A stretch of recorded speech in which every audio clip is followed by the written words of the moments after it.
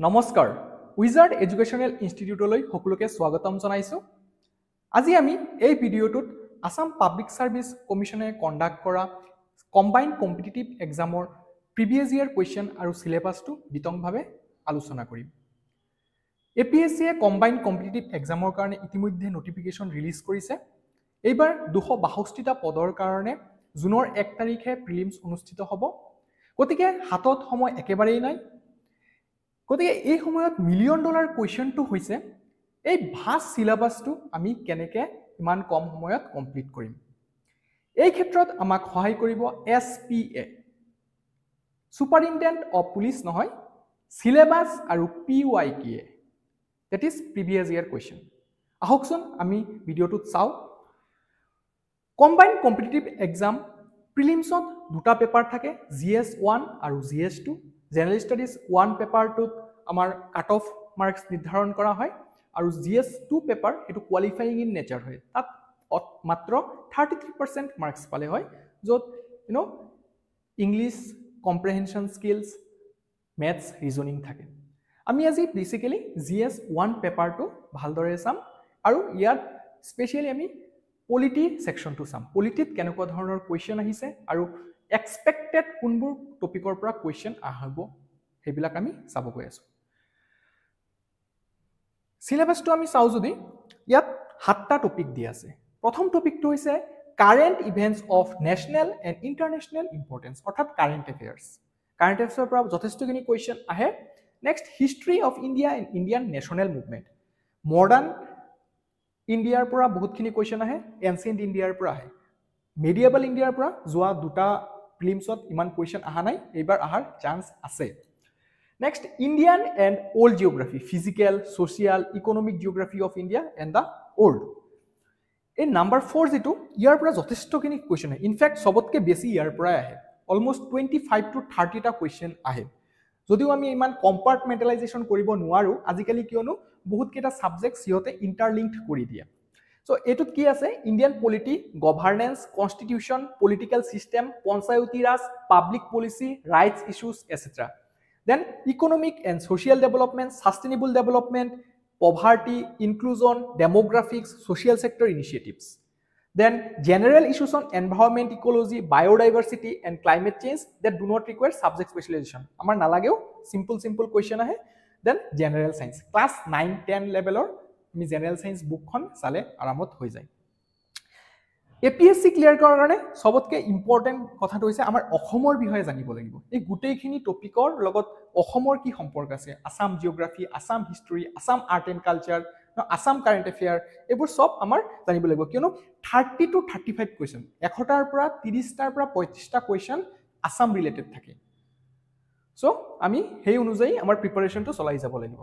মই যিহেতু কৈছোঁ যে এই ভিডিঅ'টোত আমি মেইনলি পলিটি কুৱেশ্যনবিলাক বেছিকৈ চাম, কেনেকুৱা ধৰণৰ কুৱেশ্যন আহিছে আৰু কেনেকুৱা কুৱেশ্যন আহিব পাৰে।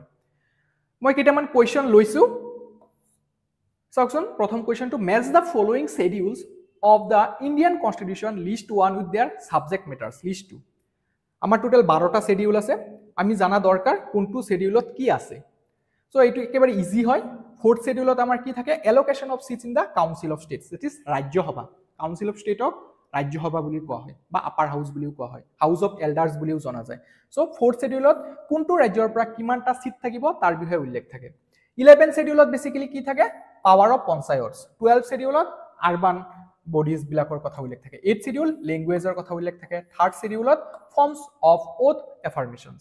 চ' আমাৰ কাৰণে শুদ্ধটো কি হ'ব, A4, B3, C2 and D1। আৰু এটা কুৱেশ্যন লৈছোঁ, চাওক। Protection of wildlife comes under which of the following in the constitution of India. Wildlife প্ৰটেকশ্যনৰ কথা তলত 4টা টপিক দিয়া আছে, ক'ত ক'ত উল্লেখ আছে বুলি কৈছে। Fundamental duties, directive principles, 7th schedule, fundamental rights.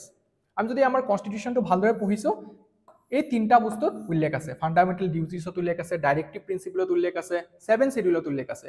Fundamental ৰাইটছত ইয়াৰ বিষয়ে কোনো উল্লেখ নাই। গতিকে আমাৰ কাৰণে শুদ্ধ উত্তৰটো হ'ব D, 1, 2 and 3 অনলি। নেক্সট চাওক আৰু দুটা question. Which of the following qualifications are necessary for the office of the Vice President of India as per the Indian Constitution? ভারতীয় সংবিধানৰ মতে ভাইস প্ৰেসিডেন্ট হবৰ কাৰণে কোৱালিফিকেশন কি লাগে? The person must be a citizen of India, হয় ভাৰতীয় নাগৰিক হোৱা একেবাৰে দৰকাৰ, ম্যান্ডেটৰি। The person must be a member of the Rajya Sabha. No, এই স্টেটমেন্টটো ভুল আছে। He must be qualified to be a member of Rajya Sabha, not must be a member of Rajya Sabha. Then the person must be above 35 years of age. আমি নিশ্চয় জানো প্ৰেসিডেন্টৰ কাৰণে minimum is 35, vice প্ৰেসিডেন্টৰ কাৰণে 35, গভৰ্ণৰৰ কাৰণে 35, ৰাজ্যসভাৰ এমপিৰ কাৰণে আমাৰ লাগে 30, লোকসভাৰ এমপিৰ কাৰণে 25, সিমিলাৰলি আমি যদি ষ্টেট লেভেলত চাও চিফ মিনিষ্টাৰ এমএলএৰ কাৰণে 25, MLC member of legislative council যদি আপাৰ হাউস আছে তাৰ কাৰণে 30। তো আমাৰ ভাৰতত 6খন এনেকুৱা ৰাজ্য আছে য'ত আপাৰ হাউস আছে, right? So 1 and 3 will be our correct answer for this question. So that is option B.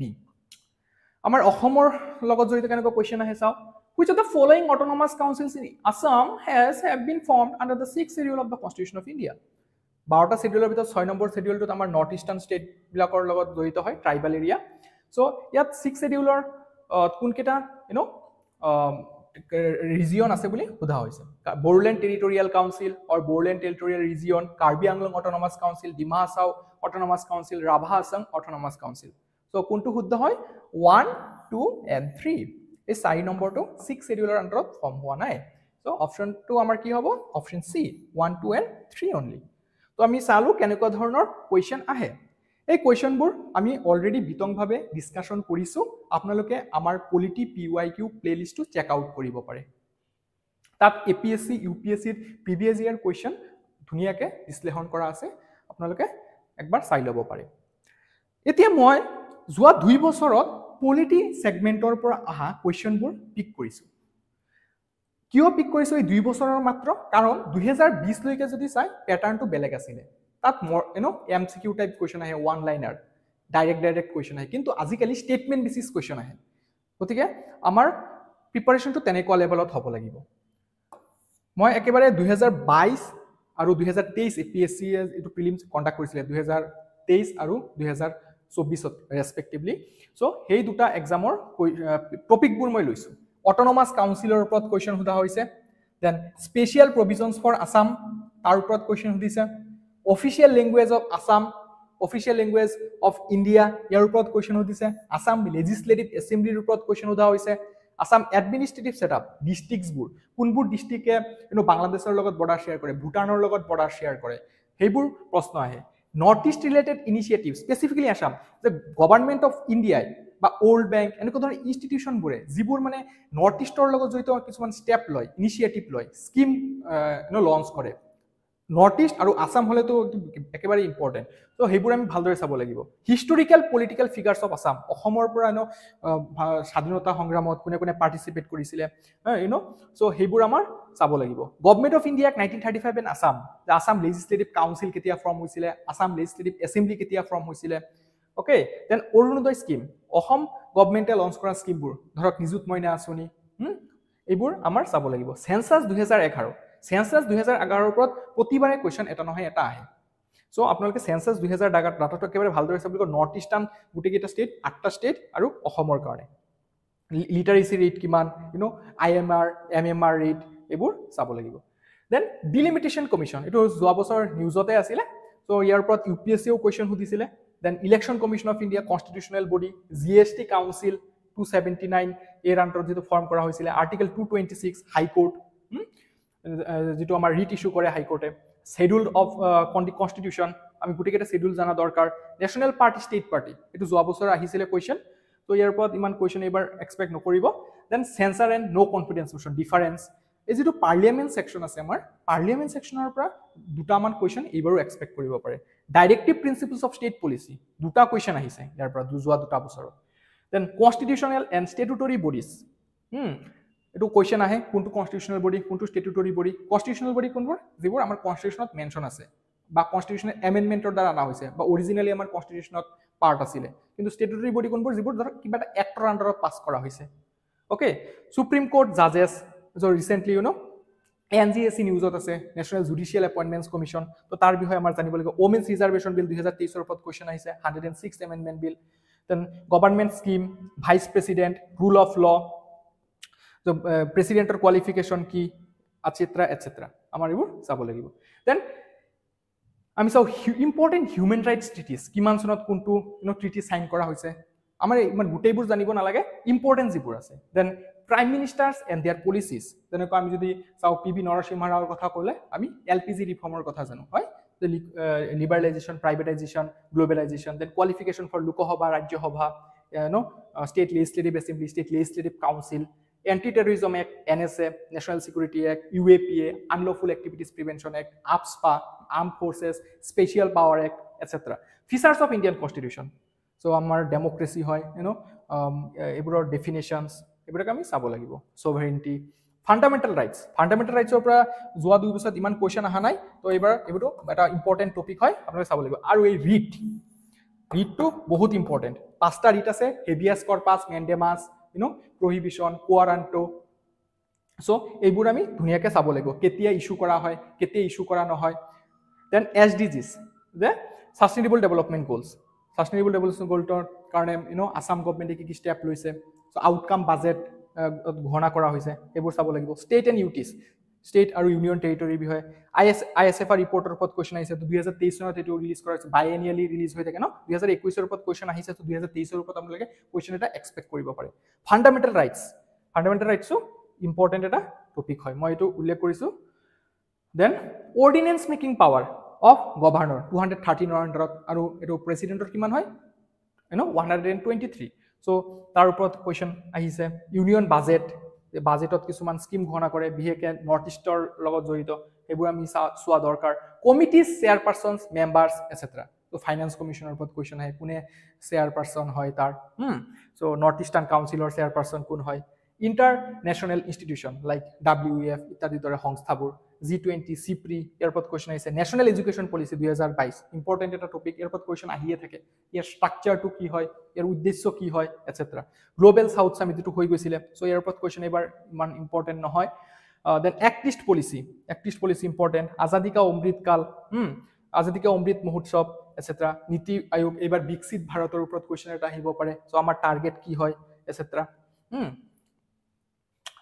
তাৰপিছত মই কিছুমান টপিক লৈছোঁ যিবোৰৰ ওপৰত কুৱেশ্যন আহিবই পাৰে মই অলপ ৰিচাৰ্চ কৰি কুৱেশ্যনবোৰ লৈছোঁ আপোনালোকে চাব পাৰে কুৱেশ্যনবোৰ অডিট দিৱস কেতিয়া পালন কৰা হয় কেগৰ লগত জড়িত আমি ৰিলেট কৰিব পাৰিব লাগিব কাৰেণ্ট এফেয়াৰ্ছ আৰু ষ্টেটিক পৰ্চন চ' অডিট দিৱস দেন নীতি আয়োগ ৰিপৰ্টছ SDG ৰিপৰ্ট ৰিলিজ কৰিছে যোৱা বছৰ জুলাইত তাৰপিছত ফিস্কাল হেল্থ ইণ্ডেক্স ৰিলিজ কৰিছে এই ৰিপৰ্ট দুটা আমাৰ চোৱা দৰকাৰ প্ৰধানমন্ত্ৰী সূৰ্য ঘৰ মুফ্ত বিজলী যোজনা যেটো আছে নমো দ্ৰোণ স্কিম মই এনেই দুটা দিছোঁ আৰু বহুত ইম্পৰ্টেণ্ট স্কিম আছে সেইবোৰ then international criminal court versus international court of justice ইয়াৰ ওপৰত কুৱেশ্যন একদম আহিবই ধৰক কিয়নো আমি চাইছোঁ যে চেঞ্চাৰ মোশ্যন আৰু ন' কনফিডেন্স মোশ্যনৰ ওপৰত ডিফাৰেঞ্চটো বিচাৰিছে সিহঁতে চ' এইটোৰ ওপৰত কুৱেশ্যন আহিব ICC আৰু ICJৰ মাজত পাৰ্থক্য কি কিয়নো ৰিচেণ্টলি ভ্লাডিমিৰ পুটিনৰ এগেইনষ্টত এৰেষ্ট ৱাৰেণ্ট জাৰি কৰা হৈছিলে ICCৰ ফালৰ পৰা then ইকোৱাছ CARICOM and IPF very important এই সংস্থাবোৰ যে CARICOM countries Caribbean community IPF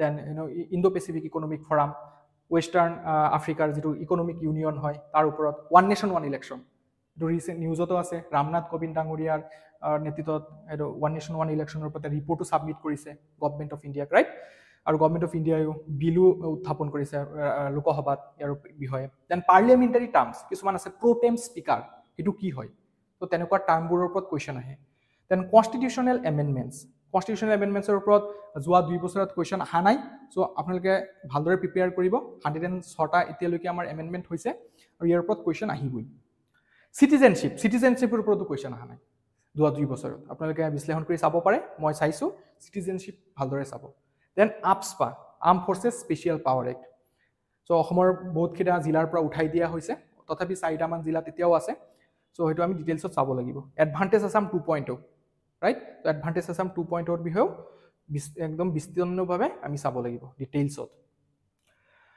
এতিয়া কথাটো হৈছে আমি কেনেকৈ প্ৰিপেয়াৰ কৰিম এই টপিকটো পলিটি গভৰ্নেন্স আৰু এই কনষ্টিটিউশ্যনৰ পাৰ্টটো এই কাৰণে একেবাৰে নিঃসন্দেহে আপোনালোকে এই দুটা বুক ফলো কৰিব পাৰে লক্ষ্মীকান্ত ইজ দ্য বাইবেল বুলি কোৱা হয় চ' লক্ষ্মীকান্ত আপোনালোকে A to Z প্ৰিপেয়াৰ কৰক আৰু লগতে কনষ্টিটিউশ্যন অফ ইণ্ডিয়াৰ PDF গুগলত চাৰ্চ কৰিলে আপোনালোকে পাই যাব এইটো ভালদৰে চাব তাত ধুনীয়াকৈ আৰ্টিকেলবোৰ দিয়া আছে আমাৰ লক্ষ্মীকান্তটো দিয়া আছে কিন্তু তাত আৰু আপোনালোকে ভালদৰে পাই যাব হৈ গ'ল আৰু যিবোৰ স্কিম আছে স্কিমৰ কাৰণে আপোনালোকে press bureau of India PIB press PIB ৱেবছাইটটো চাব পাৰে